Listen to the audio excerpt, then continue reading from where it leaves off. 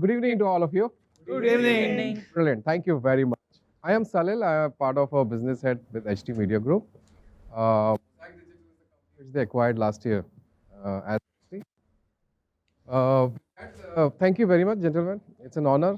It's a pleasure. Today we are looking at textile, and it's favorite to me. I think we are globally known for having the best textile manufacturing plants in India, right from growing cotton to actually spinning, creating clothes and apples, like financially. But export orientation has been a lot of there.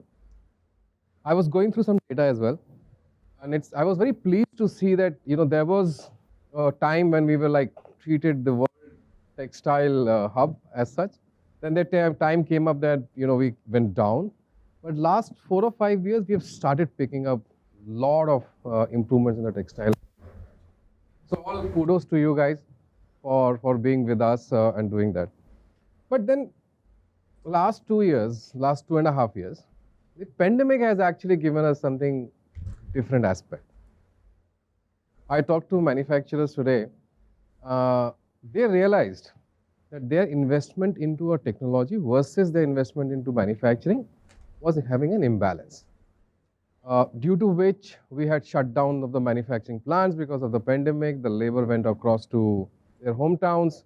Supply chain was disrupted from raw material to inventories to be exhausted. And those are the big challenges. How we become more resilient? We say China plus one, right? So we have China, then we have in India as well. But whenever we are having a discussion around manufacturing for India being plus one, we always fail. We want to be the manufacturing hub of the globe. We want to do better, but we always fail somewhere, right? And I think today's discussion is also around that. From you people, new age companies like your and the traditional companies who are there with us today, there are mixed views which we see. We see the intersection of textile manufacturing and technology may be lagging somewhere. What are the issues there? Second part of the discussion is more about how to create the sort of transformational agenda and resetting the playbook. I think that's where first discussion should come out. While India is coming out resilient from a macroeconomic factors perspective today. Thank you everyone for being here, and I really look forward to having a very engaging conversation today. Like Salil mentioned, there are multiple, we can leverage this conversation, and the takeaways that are going to come out from this conversation, we plan to take this really seriously in terms of actions that we incorporate as an industry, and taking this to the right forums amongst the policymakers and make this voice heard. And that's the objective, and I really look forward to it. Supply chain disruption has created a big opportunity for India, right? Now, this opportunity has been encashed by us or not is the big question. What do you feel? Have we really leveraged this opportunity? Have we not leveraged this opportunity? What are the issues you're facing around it?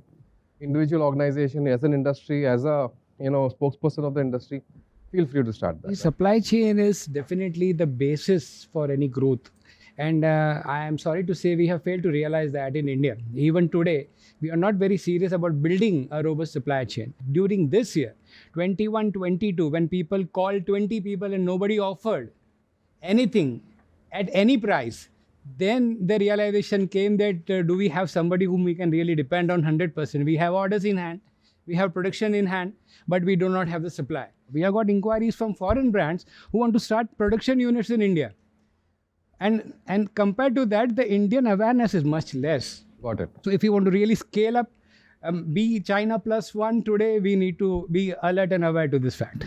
Very nice point. When people are setting up the manufacturing plant, but the awareness is not there. We need to have a mindset of growth, and that price mindset is not going to help us scale up a lot. So that I think is the change that's required. Investment in technology, in digitization is very, very important, and currently people are probably investing a little bit more on machines but less on digitization. You do digitization to monitor the issues and then you can solve those issues. So that is missing in India. We are still, I would say, in India, very, very basic in terms of digitization in complete supply chain. And another point I want to make is that there has to be a link between, all the different verticals. The whole supply chain is got disrupted. Now, some people have their intentional disruption by raising the prices. Some is the global impact of the, let's say, for example, cotton prices going up. Some is generally supply is not available. Right? We see 5 pillars across change which has to happen. How are we resetting the playbook for that? From a perspective of what customers are feeling, customers are kind of also seeing that a lot of people are embracing the new changes and all, and customers are also moving as quick as, maybe quicker than us. Customer has absolutely moved faster than us, right? I mean, everybody, including personally us ourselves, we have moved, our kids have moved on. And the way they see the world, the way we used to see the world is completely different. It is not going to go back, right? But then have we changed so fast? Transformation happens with a change agent. In this case, it was a platform. Yeah. Right? Now, if you really see the supply chain changes there, Yes. it's phenomenal. In the last few years, you can see every single pin code in this country is reachable. It's only technology. We need to do the same transformation in the supply side of Exactly. textile and the fashion value Yes. chain. The trust in the supply chain is through relationship, codified trust. From a platform perspective, we said consumer side, the story is different, but the supply side, the story is very different. These people are from a supply ecosystem, let's say. How Zetwerk looks at it, right? How can we build the transparency, visibility, and tracking mechanism? Silos of exposures being taken by people with incredible trust, and there are silos where there is absolute breakage, right?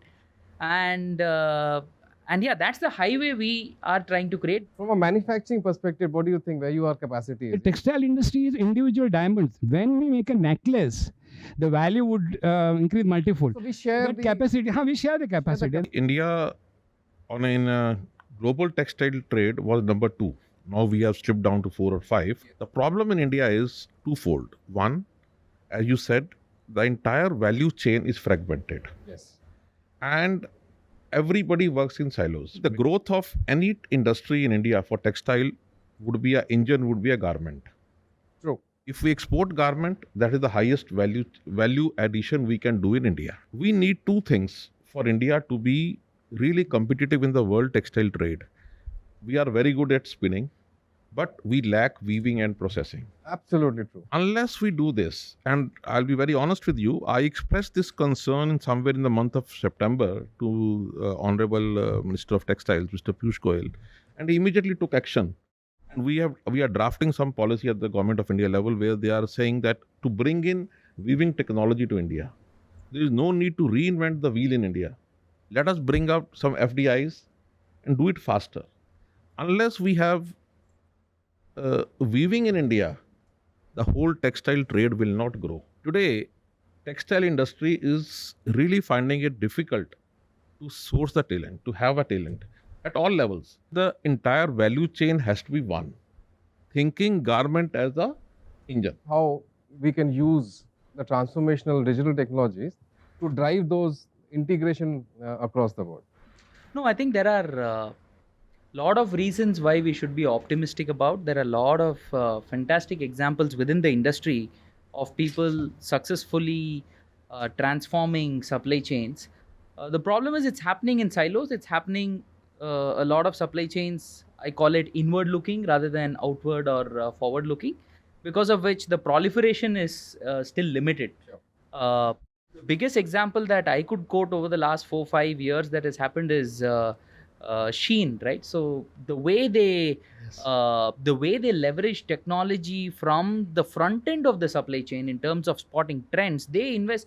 I read somewhere they spend a lot of money on Google Trends, right? On so spotting forward-looking trends in the market to again going back to creating that neural network or nervous system of sending signals to the back end of the supply chain in terms of inventory levels that needs to be there to sustain the demand that they are citing for the next few quarters. So that's a fantastic example. If Zetwerk has to consolidate and integrate, let's be plain and simple, straight question, right? Yeah. How would you go about it? that's an endeavor. That's an endeavor. Where, It's where, a, where we start? What are the major yeah. steps? So what we are trying to do at this point in time is to create at least that highway with limited capacities from forward to back end. Two things are changing for us, right? One, we're talking about supply chain integrating, highly fragmented environment, only 4% is organized.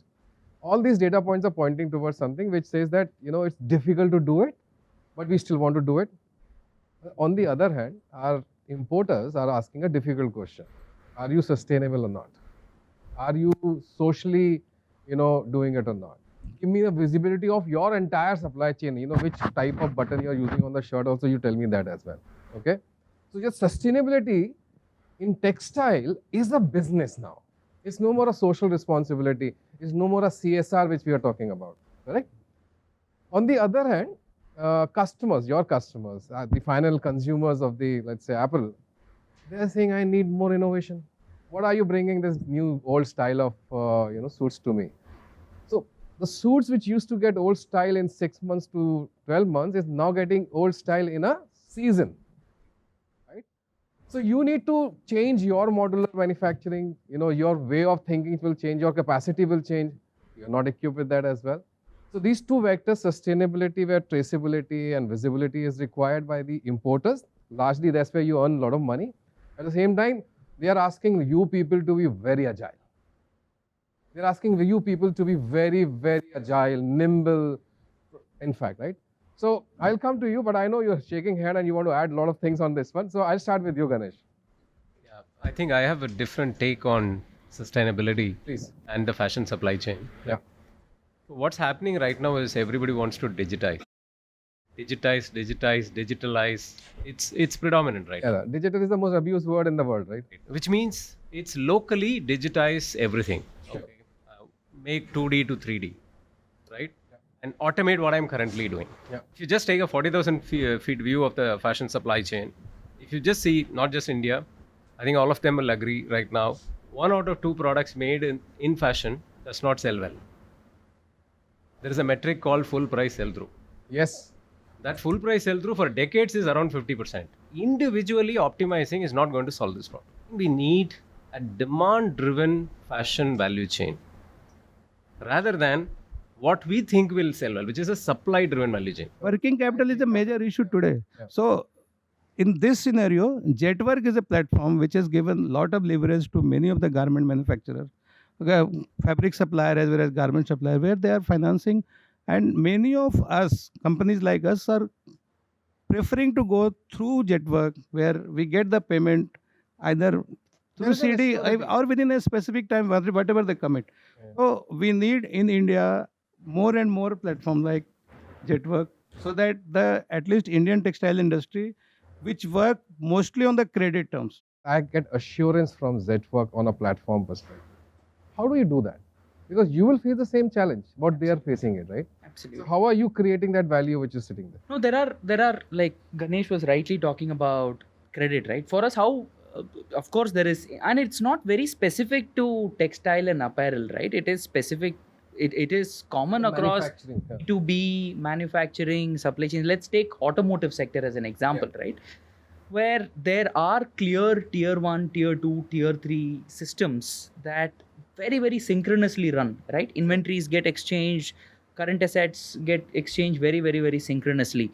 So what we find, of course, we are a diversified platform. We do industrials, and of course, we are into the textile space as well. What we see here in specific is, working capital can be there, credit cycles can be there. But the problem that exists in the market today is discipline and predictability, right? So, so when there is discipline and when there is predictability, none of the stakeholders in the supply chain need to solve for working capital. There are enough trade finance institutions, supply chain finance institutions. The banks will start coming to us. Why are banks not picking up supply chain finance? Because they see an inherent risk. And what is the risk they see? Discipline and predictability. Right? When there is such boring predictability in money flow in the supply you chain. You coined a word today, boring predictability. Yeah, boring level of predictability in money flow in the supply chain. Yeah. It is not everybody can take 60 days. The duration of credit is not a problem. whether it's 60 days. Then what happens is when at such levels of predictability, then costs will come down, risks will come down, and the supply chain is going to operate in a very, very synchronous manner. Got it. The problem that we see today, of course, yeah, it is a problem. It's not, of course, I'm inheriting somebody else's problem. Yes. But what we are able to see is for a small MSME, they do not have a credit underwriting function, right? They are not able to see a balance sheet of the company, whether inventory is exploding, debtor days are exploding. We are able to see through that and take scientifically appropriate risks and be that voice for the stakeholders at the back end of the supply chain and strengthen this supply chain. That's the role that we are really playing. Well, excellent. What should happen is the question. I think there is a huge opportunity, and especially in India, organized retail is growing so rapidly. And there is so much and more that will happen and can happen for manufacturing in India. That there is never going to be a point where people are going to not have enough orders, because we are growing. As a country, we are growing. We just started consumerism in the country. We need those spaces to be created by the government, which are compliant and which allow sustainability in a sustainable manner. It's high time that as an industry we should do forward or backward integration of the complete supply chain industry. In India has a very strong IT industry. We should use We're not that leveraging leverage. it. We are not leveraging it. Government policy has to be not exactly as per China, but very close to the Chinese policy, how the governments are supporting the textile industry in China. Transparency among all the stakeholders should be very, very clear. The industry needs to scale up. Indian textile industry needs to be branded. Industry must adopt market-oriented ecosystem. Everything has to be done with ESG. Can we consider each one of us as a software company doing textile business, software company doing garment business, software company doing brand business? Right consumer, right product, right design, right fabric, everything, right? So I think how can we bring precision fashion, precision textile, using information and data together and bring intelligence in answering two questions: what products we all need to make for the consumers, how much do we One make, side. when and where we distribute. Three questions is all of us are working on. If we can actually do that, I think we'll create. And the last one, this is my wish, that India hasn't made a $1 billion brand yet. I'm saying brand, not retail. Now, we are the superpower of technology, and we have in-house manufacturing, which our developed countries don't have. If we have all the ecosystem, and we are powering the world of technology today, I think if we all come together, tech-powered fashion, and I think we have a future where multi-billion-dollar brands. First ask from the policymakers would be more growth capital for sure. Yes. Very, very warmly welcome the PLI's revolution that's happening as we see. But as we announce more and more PLIs, let's blend in the sustainability consigns. What I mean by that is, when we are going to set up these capacities, let us also mandate certain ESG parameters to get the companies eligible for PLIs, right? So, second big ask is, of course, we talk about the RAP and the SEDEX and a lot of these certifications, but I dream of a world where there is a continuum of certifications that exists, right? So imagine a world where there is level 1, level 2, level 3, level 4. Everybody wants to climb a ladder. Nobody wants to jump, right? So definitely, can we create a continuum of sustainability certifications which enable everybody report that they have moved from one level to the other The level? needle has to move somewhere positive. Absolutely. Yeah. And the third big ask is definitely the inspiration that I take from a country like Bangladesh is the level of advocacy and unification of industry is outstanding. Thank you very much for the time, gentlemen. It's an honor. Please. Just to take away, Please. 95% of public company in this world have based their reports on ESG and CSR. Yes. We have to realize if you have to grow up, we have to base our Yes. growth on those bases. The business schools, most of them are focusing on circularity, responsibility, responsible fashion, sustainability. Yep. That is the flavor of the future. Absolutely. We have to again base our growth on that. So we can say sustainable value chain analysis Yes. if done, that Yeah. can be a change. And digitalization. These two, I think, is my takeaway. That will give the three PPPs a different name: Yes. priority, premium, and then ultimately profits. Yes. No doubt about it. No doubt about it. But it's always an honor to have you.